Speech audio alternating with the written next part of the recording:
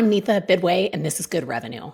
This week, we're going to talk about the 5 warning signs that show a shaky economy. We'll also talk about a recurring segment of ours around here lately, which is the circular financing in AI. We'll get into a US-China trade scorecard. And finally, some insights about the big business of selling to kids. If you haven't already, hit the subscribe button. And thank you so much for joining us. You can always find links and resources to everything we talk about in the show notes. 5 warning signs that should be on your radar when it comes to the economy. First up, it's at the end of American dynamism. There's an interesting story in the Wall Street Journal this week, which talks about the historic lows in terms of Americans moving or switching jobs here in the United States. Historically, that has been one of our strengths. It's been something that you could expect at any stage in your life and in any place in the country effectively. Now, thanks to high housing costs, high mortgage rates, and the challenges of a tight labor market, people just aren't moving as much as they used to. And in fact, it's the lowest that analysts and economists have seen in decades. The second factor is that corporate credit is under stress. PIMCO says that corporate borrowers are requesting more payment in kind than they have historically. And they also note that, interestingly, since 2008, consumers have done a really good job of managing their own balance sheets. But the same isn't true for corporations. And that lack of discipline when it comes to corporate debt may be a sign that the economy is in trouble. Third, a market correction warning from Jamie Dimon, the CEO of JP Morgan. He has been in the press recently talking about the serious concerns about a significant market shakeup anywhere from 6 months to 24 months from now. Fourth, gold is surging. Gold is rallying the most since the 1970s, specifically 1979. And even though the rise of gold in the 70s was actually of a longer duration and a steeper rise, this is still a historic inflection point because typically people invest in gold when things are not going well. And fifth, the economic growth that we have seen this year has effectively been flat. And the reason is that AI investments drove more than 92% of GDP growth this year. Next up, AI circular financing. This is quickly becoming a recurring segment here on our show. The latest news is that OpenAI and Broadcom have inked a deal for 10 gigawatts of compute. Now, that brings OpenAI's recent total to 26 gigawatts. They inked a 10 gigawatt deal with NVIDIA, and another 6 gigawatts was committed by AMD. Now, these deals are a little bit different when it comes to the equity piece of it. NVIDIA agreed to fund OpenAI to the tune of $100 billion. The folks over at AMD agreed to 10% equity in the form of warrants. And there is no equity when it comes to this Broadcom deal. Now, all of this together is very interesting because OpenAI is planning to build 250 gigawatts of new computing capacity by 2033. That is expected to cost over $10 trillion. So it is an insane amount of money. And it's also helpful to keep in perspective that the revenue of OpenAI this year is $13 billion. So lots of unknowns here, but it does seem to be part of this thesis that a lot of AI companies are investing in each other, and that there is either going to be a great genius move here and that they're actually supporting each other's success, or I think we're going to see a World War I era problem of alliances where once someone gets pulled into the crater, in this case, economic collapse, it may have a really challenging effect on all the other companies because they're so closely intertwined. Speaking of intertwined, let's talk a little bit about what the federal government is doing with energy investments. Because if you are an AI company or a tech company or just a fan of these firms, you should be concerned about the recent cuts to huge infrastructure projects. The latest cancellation happened seemingly in the dark of night. The BLM, that's the Bureau of Land Management, canceled a massive 6.2 gigawatt capacity project in Nevada called Esmeralda. We'll link to that here in the show notes. So this is really concerning to folks in Nevada, understandably, because this project is massive and it was supposed to be a solar project. This is interesting because, again, whatever team you play on in terms of where you think energy should come from, it's very difficult to generate vast quantities of energy and to store it. And therefore, having more than 6 gigawatts of capacity, which would power 2 million homes, is no small feat. So there's definitely some challenging issues going on here that really, I strongly think, should be outside of politics. I think it should be about the fact that we have an old grid and not a lot of current infrastructure. And we have massive demands as consumers, as businesses, and again, if you're a fan of AI and tech, as advocates, investors, and customers of those companies too. And to me, it seems like the obvious solution is that we should be trying to cobble together the resources as quickly and efficiently as possible to try to build the capacity that we need. And another thing which might motivate folks is there was also an interesting piece in the news this week that China has just built the longest and most high capacity transmission line in the world. And what they're doing is they are building solar power in the vast deserts, so areas where there aren't a lot of people in China. And then they are effectively building transmission lines to bring that power into the cities. Now, there are also issues around what their permitting process looks like. Is it safe? Are there health risks, et cetera? And some of the articles get into this.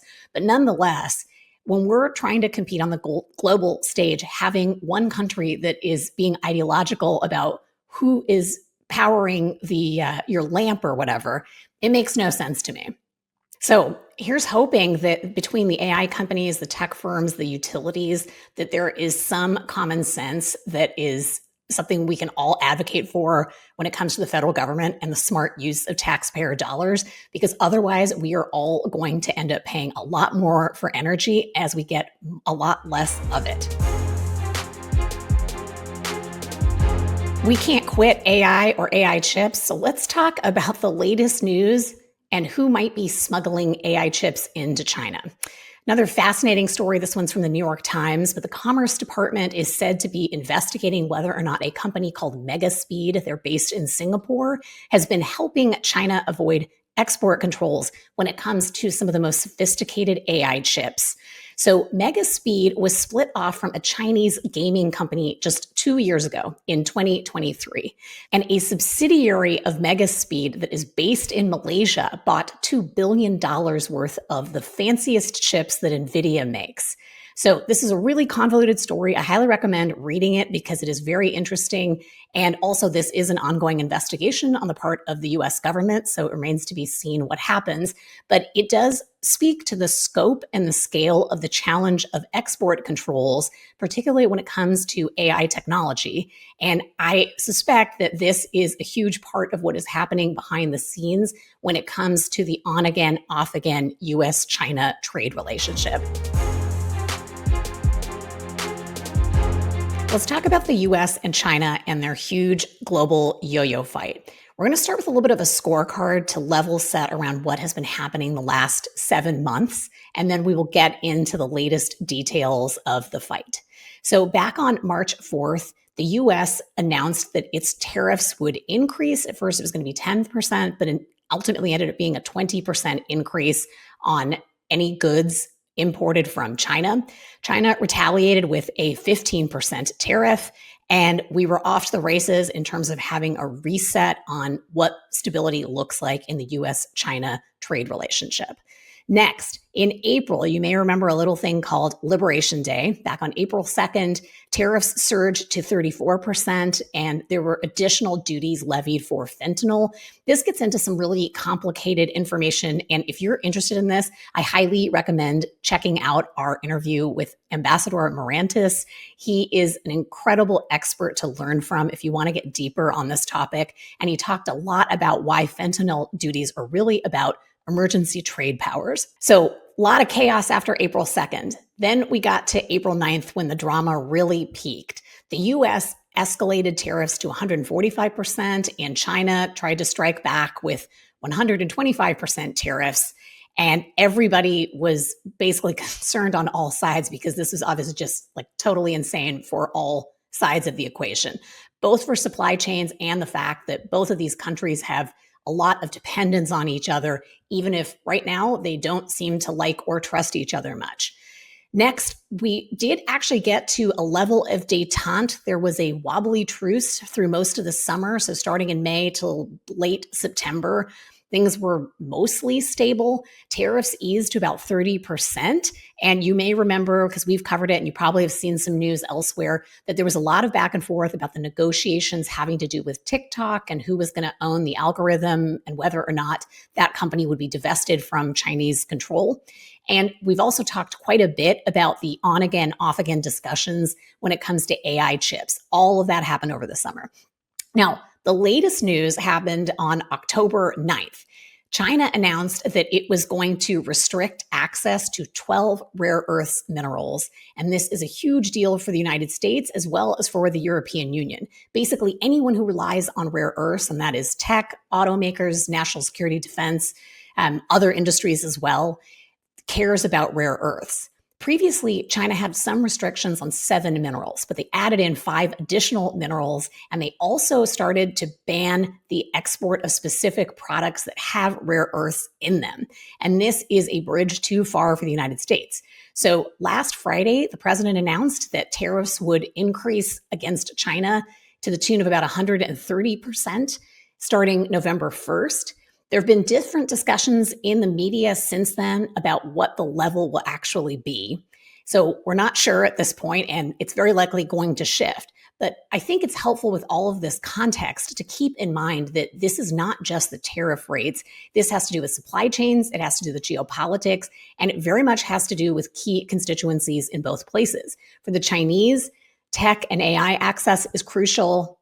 In the US, there's a lot of concerns about what's going to happen to farmers. In this case, the soybean farmers in the Midwest have been having a very difficult time as China has not been purchasing any product from them and has instead been sourcing from Latin America. And the AI chips fiasco continues as well. The US has strict export controls on the highest security, highest end AI chips made by companies like NVIDIA. And as we've discussed in this episode and in other episodes, there's a lot of concern about whether or not this technology is actually being smuggled into China. And more broadly, there are huge concerns about national security and geopolitics for the United States and for other stakeholders. The last piece of this, too, that's really interesting and worth a quick mention is that even though this fight is continuing and it both escalates and de-escalates when it comes to China and the US government is also doing some other interesting things, one of which I want to call your attention to. The Federal Communications Commission, they've been in the news for interesting reasons the past couple of weeks. They have just announced that they are going to block US e-commerce platforms from selling illegal Chinese tech on the platforms, meaning these are products that are banned for sale in the United States and they're appearing on US-owned platforms. Now, this is just one example of how the US government is using regulations, tariffs, meaning the actual tax rate on imports, and non-tariff barriers to try to combat some of the challenges in this rivalry with China. And our last story will make a big pivot, and we wanted to talk a little bit about a couple interesting topics having to do with the big business of selling to kids. A new study was released, and if you're a parent of a teenager or you have little kids that are going to be teenagers soon, I suggest that you check this out. Because over the last few years, Meta, that's the parent company that owns Instagram and Facebook, has announced a number of features that are supposed to restrict access and to keep teenagers safe from harmful content on those platforms. And this research report found that the vast majority of those tools either don't exist or have somehow disappeared. They're not effectively in place anymore. And the specific data from this report, it noted that out of 47 tools, 64 are ineffective or actually gone, and just 17% of the tools actually work as the company had described that they would. So this is a huge issue. It's also a big deal for Facebook and Meta. They don't agree with the findings of this. They're heavily dependent on young adults and teens when it comes to advertising revenue. And the amount of money that's actually spent on this, on marketing to kids is something like $11 billion a year. So these are large markets and they're very important to companies. And I do want to just level set around that because we are talking about other things in this episode in the hundreds of billions of dollars or $10 trillion when it comes to OpenAI. But $11 billion is still a lot of advertising spent. Like, this is a non-trivial amount of money, and these are really important issues. Our last story, California has just banned ultra-processed foods in schools, and this ban is supposed to go into effect in 2035, with the definitions for what that actually means going into effect by 2028. So there is quite a long process here, almost 10 years before this will actually go into full force. But nonetheless, this is the first law in the country, and it comes on the heels of a lot of discussion and debate in California, as well as at the federal level, about what is and is not safe for people to eat, whether it's kids or adults. This has been a very long and intense conversation between manufacturers and consumers for decades. Now, California has been a leader when it comes to issues having to do with school meals. In 2024, they banned 6 synthetic dyes that are thought to be harmful. This is also really important because this is a huge market too. The school food market is valued at more than $4.5 billion in just California alone. And when you look at the federal government, there is $11 billion spent at the national level currently. That may change, obviously, in the future. So again, lots of money is at stake here. And it will be interesting to see if other states do something similar to California, or if they do something different, or maybe nothing at all. And it also remains to be seen what the federal government will do, if anything. With that, thank you so much for joining us. We always love having you here, and we will see you here next week. Thanks for listening. If you liked what you heard, leave us a review, subscribe to the show, or check out another episode. We appreciate your support.